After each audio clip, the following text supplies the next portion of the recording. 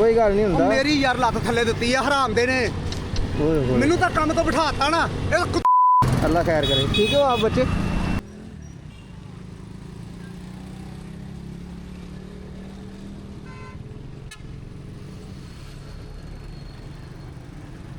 की गल है बच बचा हो गया ना? की हो गया वा?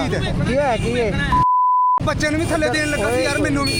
रश पै रहा वा अल्लाह ताला ने बचा लिया ना। सट सुट नहीं लगी ਉਹ ਕਿੱਥੋਂ ਬਚਾਇਆ ਯਾਰ?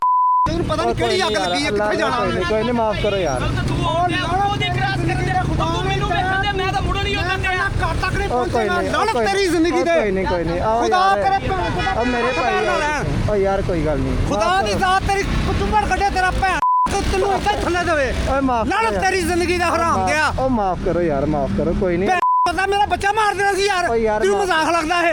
कोई गल नहीं माफ करो। बचा लिया ना अल्लाह ताला ने। बस करो यार हुन कोई नहीं माफ करो ਉਹ तुम। ਯਾਰ ਮੇਰੀ ਗੱਡੀ ਤੇਜ਼ ਹੈ ਹੀ ਨਹੀਂ ਇੱਥੋਂ ਮੈਨੂੰ ਨਾ ਥੱਲੇ ਦਿੱਤਾ ਗੱਡੀ ਨਾਲ ਘਸੀਟ ਕੇ ਲੈ ਕੇ ਆ ਹਰਾਮ ਦਾ। चलो कोई नहीं बच्चा ठीक हो ना आप ठीक हो? चलें चोट तो नहीं लगी कहीं? चलें ठीक है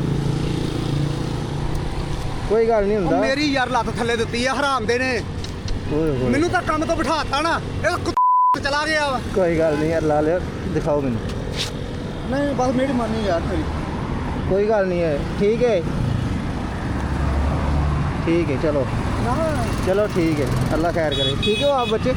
चलो जी ठीक है।